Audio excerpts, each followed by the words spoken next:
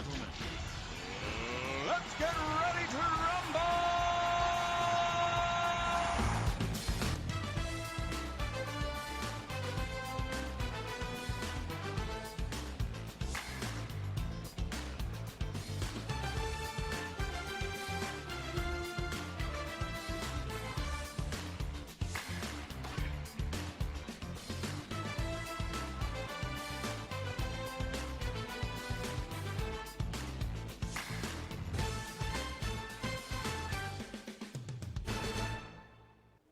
Good morning and welcome to Political Smackdown. We're pleased that you're with us today.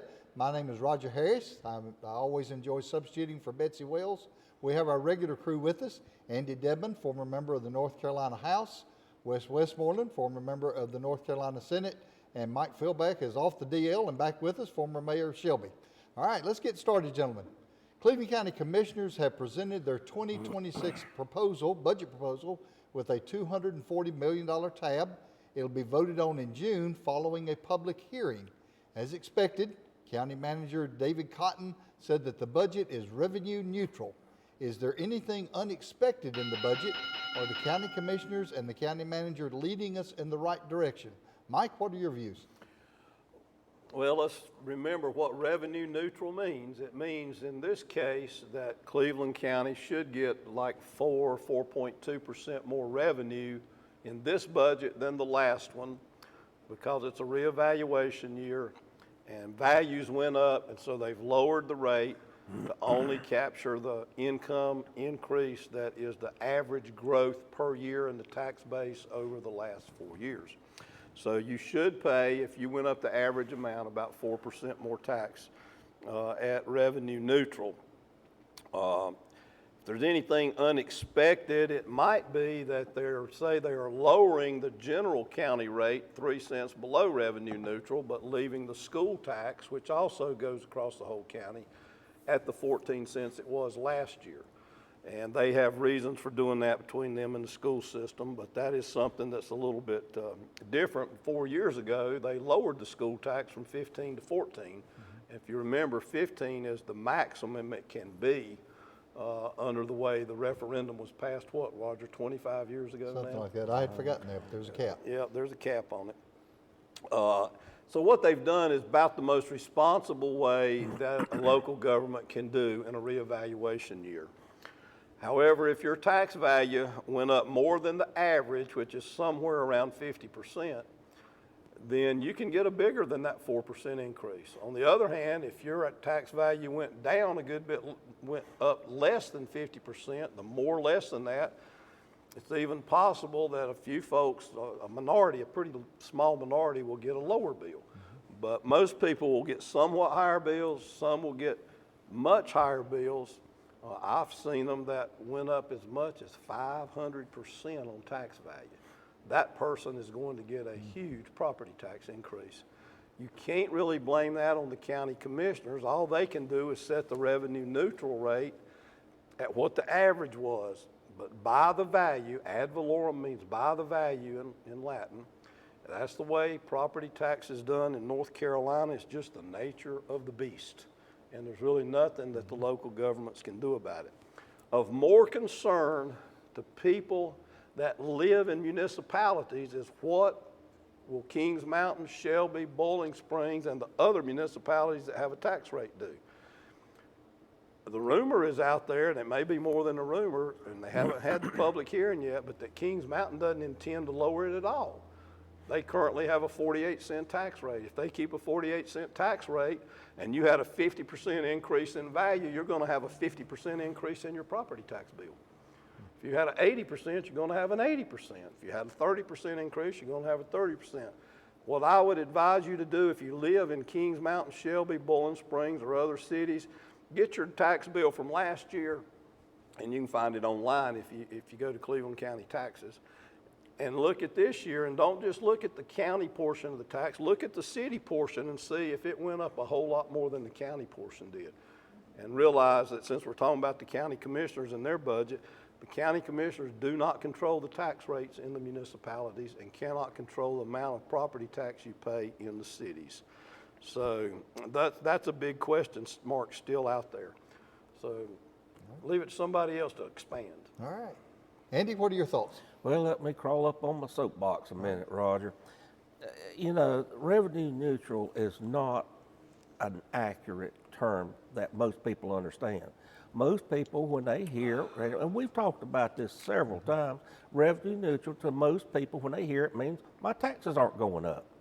And that's not necessarily so. And when they get their tax bill and they see it, if it goes up, they fly hot as they can be, and they say, "Them so-and-so's lied to me."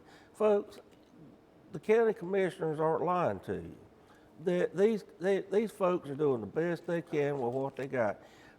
This is one thing, and I think Wes will even agree with me, this is market driven. This is what the values have been derived by what's going on in the real estate marketplace. And you're seeing a lot of stuff where the market has been really active. And no, let's go back to it. It's over around the casino, and there has been so much speculation over the last few years, and Betsy will attest to the fact her tax bill has gone through the roof. And that's because it's of the speculation around what's going to be going on around there. Now, you know, mine went up a little bit, but not by much, because there's not been that much going on around me. Now, there has been some since that evaluation, and it'll probably catch me at the next go-around when they come around with another reevaluation. And, you know, and that's just the way it works. And there's always winners or losers. Now, if people will go back to when in 08, 09, when we had real estate that crashed, people forget their tax probably went down and during that revaluation. And that's because we had a tremendous amount of foreclosures. That affected the tax rate too. So, I mean, we have to look, it's a mixed grab bag a lot of times, Roger. It just depends on what's going on in the marketplace. And there's really nothing the county commissioners are held hostage by the market on this. But they've still got to pay employees. That right now, you cannot get a sanitarian to stay anywhere. I mean, when you're trying to get a sanitarian to go out to do soil test before you can build a house or do anything like that, to get a septic tank, you're waiting for months. I mean, months, literally. People are having to go out and hire soil scientists at probably $1,500, $2,000 a pop to go out there to where they can get their own soil tested, where they can get a septic tank put in. I mean, this is the kind of stuff they're having to deal with, and that's just one part of it. You've got to be able to give people raises. You've got to be able to pay their insurance. You've got to be able to do all this. The sheriff's got to have cars. He's got to put gas in them. He's got to have maintenance done on them. You've got all this other stuff that goes on. I mean, it's a multifaceted thing when you're dealing with county government. Right. I mean, it's like any other type of business you could think of. They've got to have all this stuff. They got to buy paper clips. They got to buy pens. I mean, you just name it, they've got to buy the same thing everybody else does. And everything has gone up. Right. So they've got to figure out a way to pay for that without killing the taxpayers. Right. And I think they've done the best they can with what they got to work with. So I just hope, don't beat them up. I mean, they're doing all they can do. And the county manager pointed out in his address that 81% of the budget is program mandates. They can't even touch that. No. The only discretionary part they got is 19% of the budget. Wes, what are your views? I think that's very relevant, what's mandated, that they can't touch. But Andy and Mike's point, revenue neutral is not zero increase in my personal taxes. And I'll go back to what I've said before. Our homes are our biggest investment. They've increased in value. That's a good thing. The fact that the county is keeping the tax rate at the same level, and I call it inflation adjusted. I think that's a better word. Not the rate at the same level, the overall income from the rate they established. Right. Yeah. But I think inflation adjusted is a better way than revenue neutral. But yes, we're going to pay more in taxes, and the county's going to pay employees more. Everything costs more. We know that, and that's not a surprise. No? And by gosh, we ought to pay our employees more. Well, here's another way to think about that. You can't expect a county employee to work in 20, 25, and 6 for what they did in 20 and 21 at the last reval. Right. And the way they've gotten raises is because of growth in the base between revals. The way they get raises now is to use that revenue neutral statute, which doesn't mean revenue neutral, to get that 4 or 5% that they need to have. And I had a phone call yesterday or day before debating what revenue neutral meant. Revenue neutral is not the same thing you paid last year. The state defines what revenue neutral is and requires the county to show what that rate is. And the county has done that. The state required the reval. And just kudos to the commissioners for finding that. And Mike, to your point, if the municipalities can't stay revenue neutral, I've got some concerns. Wes, how many people have been elected that do not understand what revenue neutral means? The All of majority. That's All of them when they start. Yep. If they got their feet to the fire and they're tuned in, they learn. But that's the thing, and these are some smart people, a lot of them are, and are tuned to government and politics, and they don't know what it is. Yep. So how can we expect the average person out here who's not involved in it to understand that on their own? I mean, they don't. But I think people understand inflation. They do. They're understand dealing that. with it at the grocery store every single week. Well, county, municipal governments are no different. I think the question is, what's going to happen in Kings Mountain, Shelby, Boiling Springs? Are they going to maintain a budget, or are they going to increase the cost to those of us that live in these And municipalities? then you've got, Art, you look what's going on in Shelby. Look at how many sewer lines are being replaced right now. They've got all of uptown. They're not doing that with the tax money. But still, but you've got stuff like that that's going on that has to be paid for somewhere. Kings Mountain, I understand, is getting ready. They're going to have to start That's because in replacing Shelby, something. your water and sewer rates have gone through the roof compared to 5 or 6 years See, ago. it all comes out of the same pot, though. No, it's different. Well, I mean, All right, as far as the gentlemen- taxpayer's concerned, it is. Gentlemen, we could talk about this all day, and it's a whole lot of fun, but let's go to break right now and come back in just a few minutes.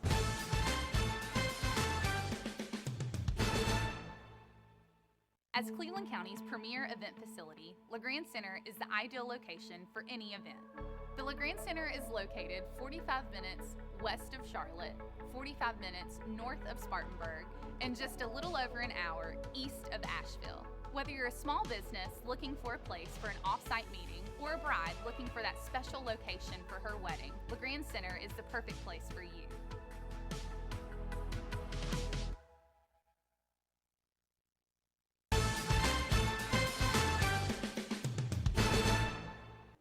Welcome back. Gentlemen, Donald Trump has picked a fight with what is arguably the most prestigious university in the world, Harvard. The Trump administration has put billions of dollars in Harvard's federal funding under review, including research grants and contracts. He's attempted to ban Harvard from enrolling international students, a move that a federal judge immediately blocked.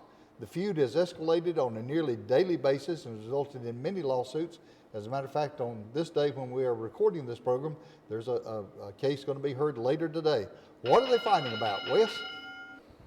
Well, little known fact, Mr. Harris, I don't know if you know this, but I've actually lectured at Harvard. I did not know that. Yes, I was up there. My son was 3 years old. We were walking across Harvard Yard. He was misbehaving. And I sat him down and I had a good talk with him. Attaboy. So I've lectured at Harvard. Yeah, I think $3.2 billion and grants have been cut off, and then another $100 million this week. Harvard's sitting on over $80 billion of endowment. Why in the world is U.S. government, the taxpayers, supporting this institution in the first place. And I think it's 27% of their enrollment is from overseas, which I have no problem with, but I don't understand why we are supporting this. And I sit here week after week and hear Democrats talking about we can't support charter schools, which are public schools, or private schools, but there is no more private school than Harvard, and we're dumping that much money in. I say good riddance, and let's do away with the support for all these schools, especially when they're teaching what they're teaching. Does that include Clemson? I'll move on. Mike? Boy, I think he just bit his tongue into. As Andy always says about trash and the revenue neutral thing, let me get on my soapbox. Harvard was started in 1636 by Puritans to promote the Christian faith more than any other thing. In fact, the motto of Harvard, In Christi Gloriam, which means for the glory of Christ, reflected that strong religious commitment. Yale was started by Congregationalists, which basically are people like Baptists who believe in the autonomy of the local church in the Northeast at that time, but they baptized their babies. They were called Congregationalists. Princeton was started by the Presbyterians to promote the Presbyterian clergy. They all eventually did divinity schools and moved their universities away. In the 19th century, Harvard basically took over by the Unitarian philosophy instead of the Christian philosophy. So these institutions are far from what their founders intended them to be. That's just my soapbox, Andy. Okay. But as far as what's going on, I don't think this is going to hurt Trump at all. The people who voted for Trump and like some of what he's doing are going to say, to use Roger's term, attaboy to Trump for cutting off federal funding to Harvard. Yep. He's not going to get in trouble with anybody but the woke DEI left. And you remember a lot of this came about last fall and summer after the Hamas thing in Israel, when they had all these anti-Semitic demonstrations at Harvard. And it really has infuriated And that's what it's all the about. center and the right, and that's what Trump's I think trying that's to part do. of what it is, but That's where I think Trump will is grounded. push the needle as far as he can legally to get them defunded, and when the Supreme Court ultimately these things work up to there, whatever they say will go. But he's going to cut their funding to the degree that he can. Andy, what are your thoughts? Well, let me straighten these boys out, Roger.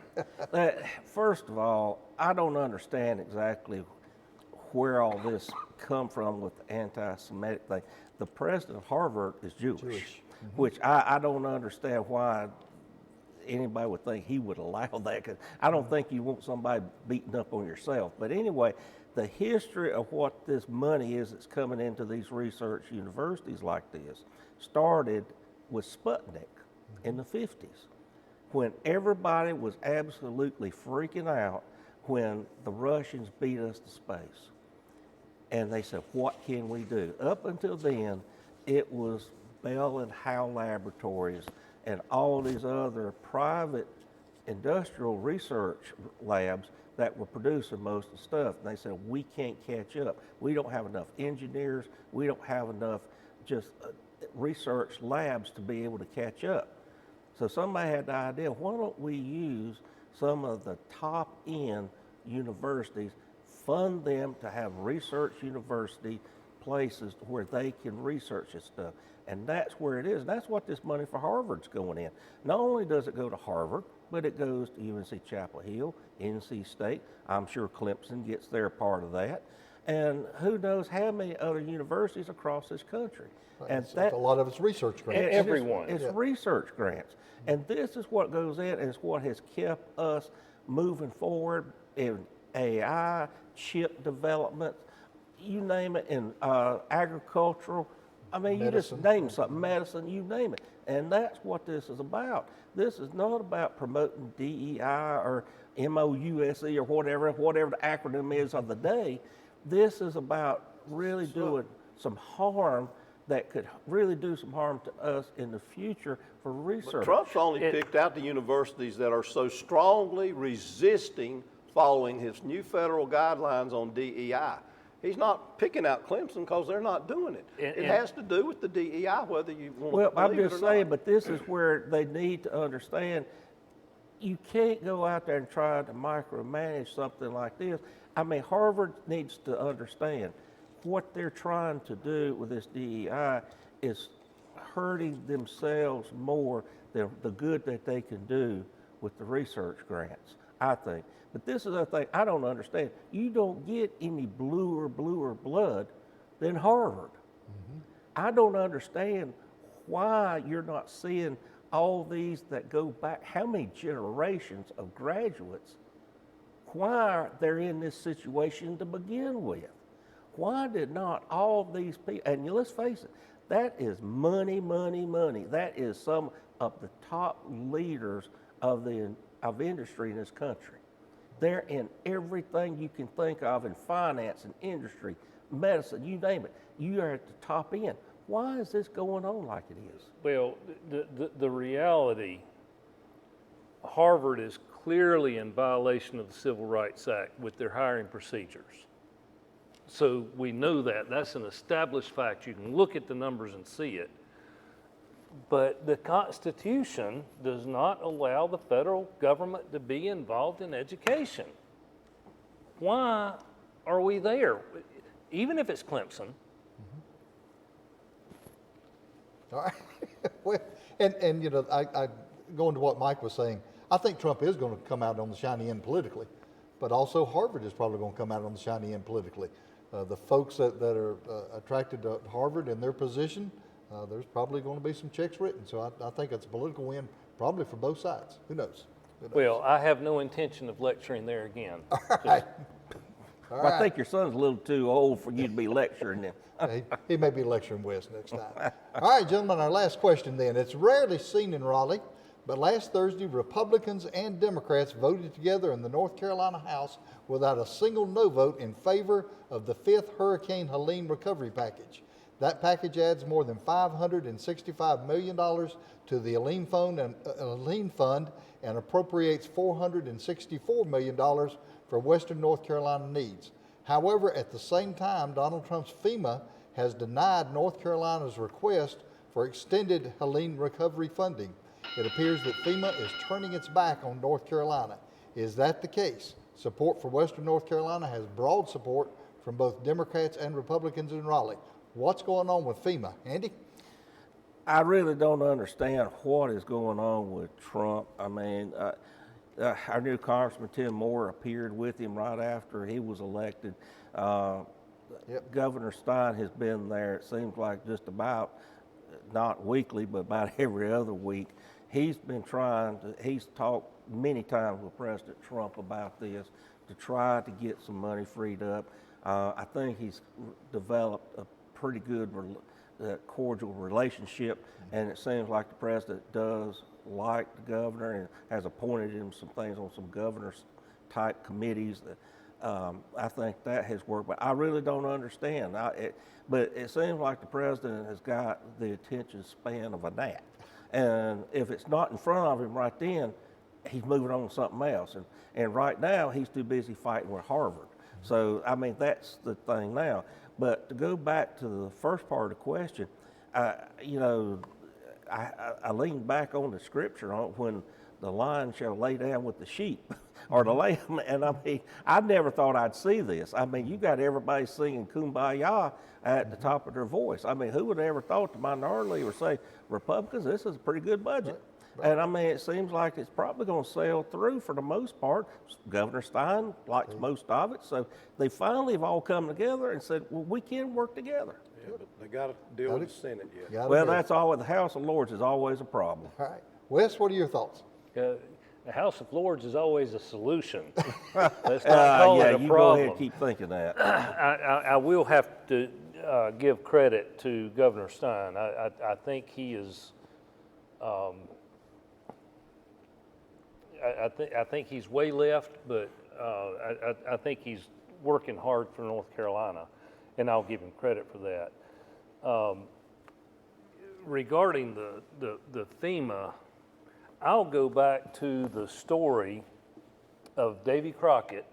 Do you remember this? I remember Davy Crockett. When he was in the General Assembly from Tennessee, someone's house burned down, and they put up a bill to help pay for this person's house. And Crockett said, "This is not the role of the taxpayer. This is not the role of the government. I'll be the first to donate money, but I'm not going to appropriate tax money for this." Right. But I don't think Trump's turning his back. I think there's money there. This was specifically debris removal money, Right. not rebuilding money. And the state has put forth an awful lot of money and will continue to do so to make sure people in Western North Carolina are able to recover. Mike, we're in the ninth inning, but what's your view? Well, I think that we have to remember that in October, I believe it was, after Helene, Joe Biden did a 6-month executive order for FEMA to match everything the state of North Carolina did. 100%, Western North yeah. Carolina, 100%. That expired in April. Trump didn't make it expire sooner, but he hasn't renewed it with another executive order, so FEMA, I guess, really cannot do it now. I'm not sure how all that works. But I do think Trump will wind up doing something further for North Carolina. I think they're looking for a plan. And let's not forget, Trump's not real happy with FEMA and kind of wants to get rid of them anyway. Yeah. I think so. All right, it's time for our lightning round. Mike? Well, I want to tell each of you that are North Carolina citizens that you are in debt about $405.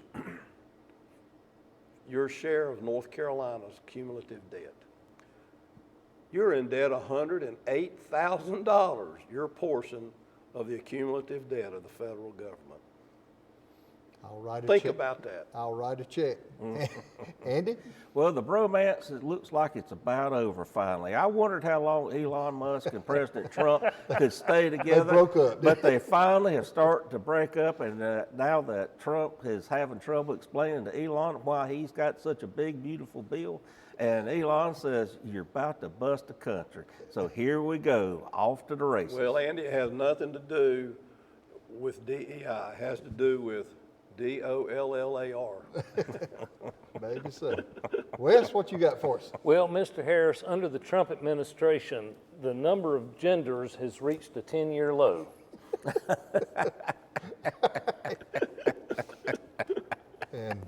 And we're just going to let that sit there. I think we We're should. gonna let that. This last weekend in May is graduation time for our county's high schools. Burns, Crest, and Shelby graduate on Friday. Shelby and Pinnacle have their commencement on Saturday. As a high school principal, I loved graduation night. It was the only time you could get that many parents together and everybody was happy. Some graduates will go on to higher education, some will go straight into the workforce, and some will put on a uniform and protect freedom. We're proud of all of our graduates and wish you much success, whatever your dream is. Thank you for being with us, and I hope you have a good week.